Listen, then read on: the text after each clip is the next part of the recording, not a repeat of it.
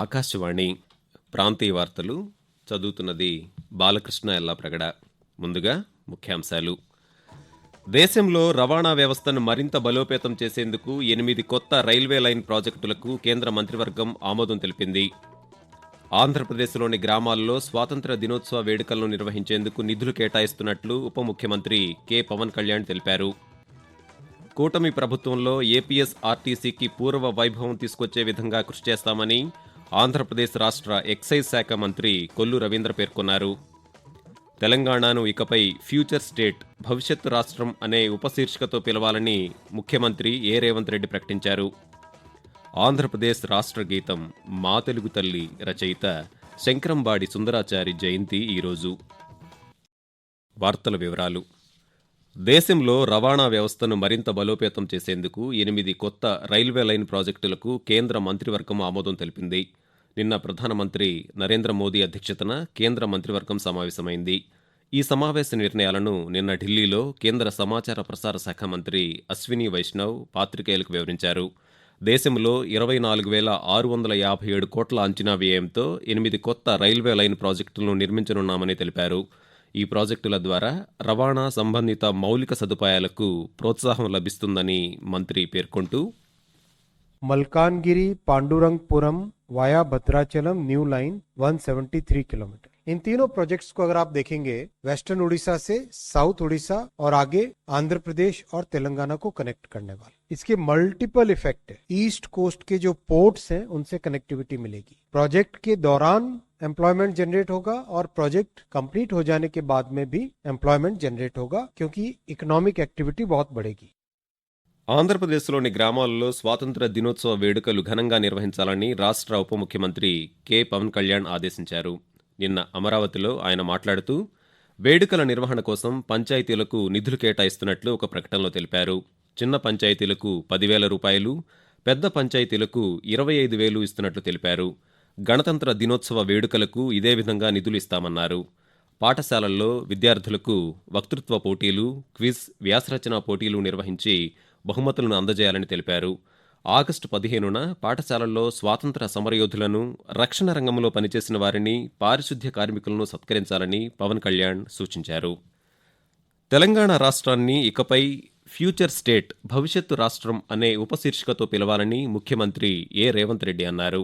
అమెరికాలో పర్యటిస్తున్న ముఖ్యమంత్రి కాలిఫోర్నియాలో ఇండియన్ కాన్సులేట్ జనరల్ నిర్వహించిన కృత్రిమ మేధ వాణిజ్య రౌండ్ టేబుల్ సమావేశంలో పాల్గొన్నారు. ఈ సందర్భంగా ఆయన మాట్లాడుతూ, హైదరాబాద్ పునర్నిర్మాణంలో భాగంగా తెలంగాణ ప్రభుత్వం చేపడుతున్న కృత్రిమ మేధా కేంద్రం, నెట్ జీరో సిటీ వంటి ప్రతిష్టాత్మక ప్రాజెక్టులతో భవిష్యత్తు రాష్ట్రంకు తెలంగాణ పర్యాయపదంగా నిలుస్తుందని చెప్పారు. ప్రపంచ టెక్ పరిశ్రమలకు తెలంగాణలో అనుకూలమైన వాతావరణం ఉందని టెక్ యూనికాన్ సీఈఓలకు తెలియజేశారు. పరిశ్రమలకు సరికొత్త భవిష్యత్తును కల్పించేందుకు కృషి చేస్తామని పేర్కొన్నారు. పూడికతీత చేపట్టిన ఇతర రాష్ట్రాల్లోని జలాశయాల్లో నీటి నిల్వ పరిస్థితులపై అధ్యయనం చేయాలని తెలంగాణ రాష్ట్ర మంత్రివర్గ ఉపసంఘం నిర్ణయించింది.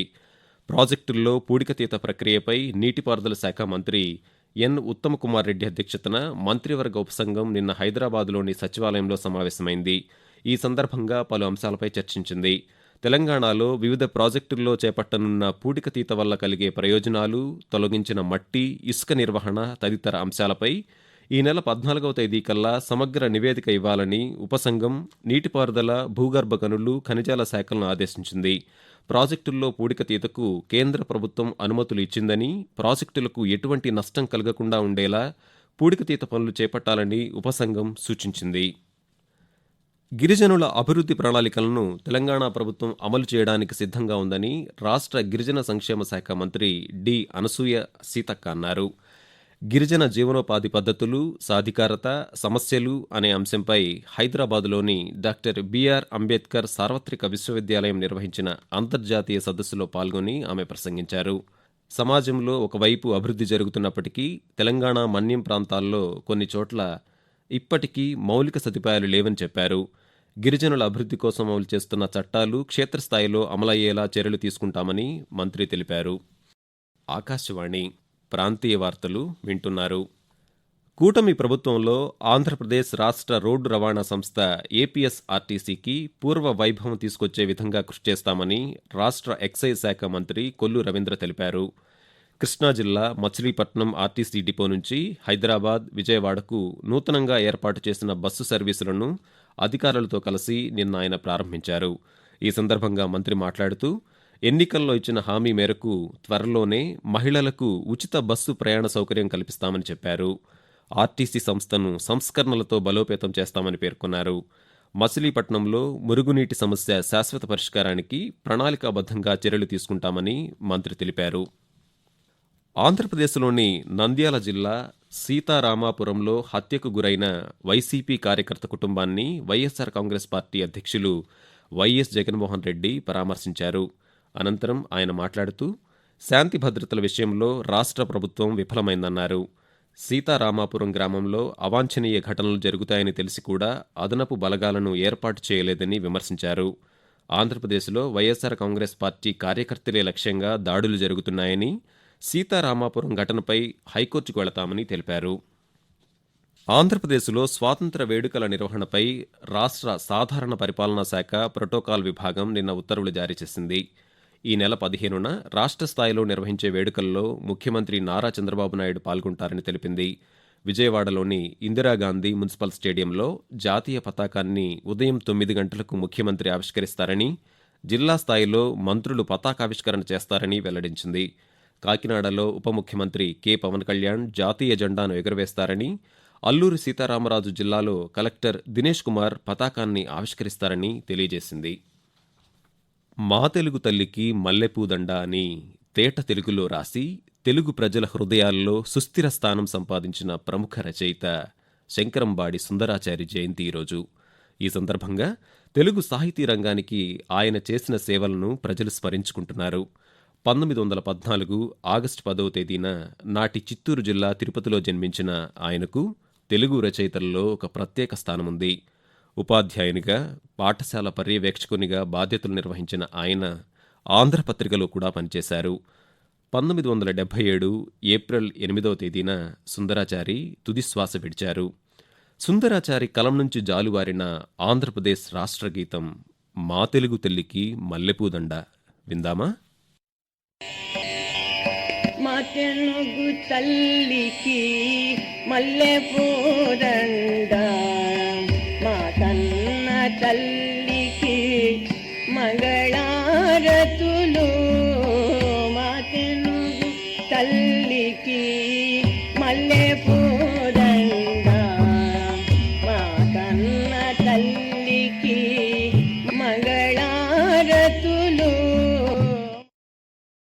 ఆంధ్రప్రదేశ్లో ఉమ్మడి విశాఖ జిల్లా స్థానిక సంస్థల శాసనమండలి ఎమ్మెల్సీ స్థానానికి ఉప ఎన్నిక జరగనున్న నేపథ్యంలో కూటమి అభ్యర్థి ఎంపిక కోసం తెలుగుదేశం పార్టీ నాయకులతో ముఖ్యమంత్రి నారా చంద్రబాబు నాయుడు సమావేశమయ్యారు. నిన్న మంగళగిరిలోని టీడీపీ పార్టీ కార్యాలయంలో జరిగిన సమావేశంలో కూటమి అభ్యర్థి ఎంపిక కోసం వారి నుంచి అభిప్రాయాలు స్వీకరించారు. ఉప ఎన్నికపై క్షేత్రస్థాయిలో పరిస్థితుల అధ్యయనానికి 6గురితో కమిటీ వేశారు. త్వరలోనే విశాఖ ఎమ్మెల్సీ కూటమి అభ్యర్థిని ప్రకటించే అవకాశముందని ఆ పార్టీ వర్గాలు తెలిపాయి. వారం వారం ప్రపంచవ్యాప్తంగా జరిగిన వార్తల విశేషాలు, వివిధ అంశాల సమాచారంతో అంతర్జాతీయ విషయాలన్నింటినీ తెలుగులో అందించేందుకు ఆకాశవాణి విశాఖపట్నం ప్రాంతీయ వార్తా విభాగం రూపొందించిన వసుధైక కుటుంబం ప్రత్యేక కార్యక్రమం ఈరోజు ఉదయం 10 గంటలకు ప్రసారమవుతుంది. ఆకాశవాణి ప్రాంతీయ వార్తలు ముగించే ముందు ముఖ్యాంశాలు మరోసారి. దేశంలో రవాణా వ్యవస్థను మరింత బలోపేతం చేసేందుకు 8 కొత్త రైల్వే లైన్ ప్రాజెక్టులకు కేంద్ర మంత్రివర్గం ఆమోదం తెలిపింది. ఆంధ్రప్రదేశ్లోని గ్రామాల్లో స్వాతంత్ర దినోత్సవ వేడుకలను నిర్వహించేందుకు నిధులు కేటాయిస్తున్నట్లు ఉప ముఖ్యమంత్రి కె పవన్ కళ్యాణ్ తెలిపారు. కూటమి ప్రభుత్వంలో ఏపీఎస్ఆర్టీసీకి పూర్వ వైభవం తీసుకొచ్చే విధంగా కృషి చేస్తామని ఆంధ్రప్రదేశ్ రాష్ట్ర ఎక్సైజ్ శాఖ మంత్రి కొల్లు రవీంద్ర పేర్కొన్నారు. తెలంగాణను ఇకపై ఫ్యూచర్ స్టేట్, భవిష్యత్ రాష్ట్రం అనే ఉపశీర్షికతో పిలవాలని ముఖ్యమంత్రి ఏ రేవంత్ రెడ్డి ప్రకటించారు. ఆకాశవాణి ప్రాంతీయ వార్తలు ఇంతటితో సమాప్తం.